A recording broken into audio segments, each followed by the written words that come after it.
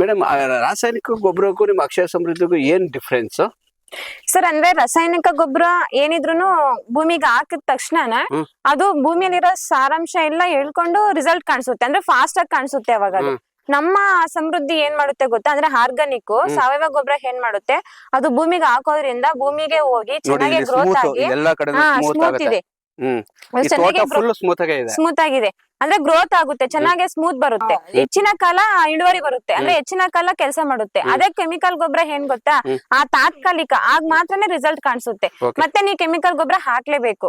ಹಂಗೆ ನಮ್ದು ವರ್ಷಕ್ಕೆ ಒಂದ್ಸರಿ ಅಷ್ಟೇ ನಾವ್ ಹಾಕ್ಸೋದು ಸಮೃದ್ಧಿ ಗೊಬ್ಬರ. ಒಂದು ಈಗ ಹೆಚ್ಚು ಕಮ್ಮಿ ಇದು ನಿಮ್ಮ 3 ವರ್ಷ 2 ವರ್ಷದಿಂದ ಹಾಕ್ಸ್ತಾ ಇದೀರಾ. ಆಗ 2 ವರ್ಷದ ಗಿಡಕ್ಕೆ ಎಷ್ಟು ಕೊಡ್ಬೇಕು, 4 ವರ್ಷದ ಗಿಡಕ್ಕೆ ಎಷ್ಟು ಕೊಡ್ಬೇಕು, 3 ವರ್ಷದ ಗಿಡಕ್ಕೆ ಎಷ್ಟು ಕೊಡ್ಬೇಕು? 2 ವರ್ಷದ ಗಿಡಕ್ಕೆಲ್ಲ ನಾವು 1 ರಿಂದ 1.5 ಕೆಜಿ ಹಾಕ್ಸ್ತೀವಿ ಸರ್. 3 ವರ್ಷದ ಗಿಡಕ್ಕೆ 2 ಕೆಜಿ ಹಾಕ್ಸ್ತೀವಿ ಸರ್. ಇದು 4 ವರ್ಷ ತೋಟ, ಈಗ ಇದಕ್ಕೆ 3 ಕೆಜಿ ಹಾಕ್ಸ್ತೀವಿ. 3 ಕೆಜಿ ಫಸಲು ಕೊಡೋದಕ್ಕೆ ಫಸಲು ಕೂಡ ಇದು 4 ವರ್ಷದ ಮೇಲೆ ಏನಿದೆ ಗಿಡ ಅಂತವಕ್ಕೆಲ್ಲ 3 ಕೆಜಿ ಹಾಕ್ಸ್ತೀವಿ.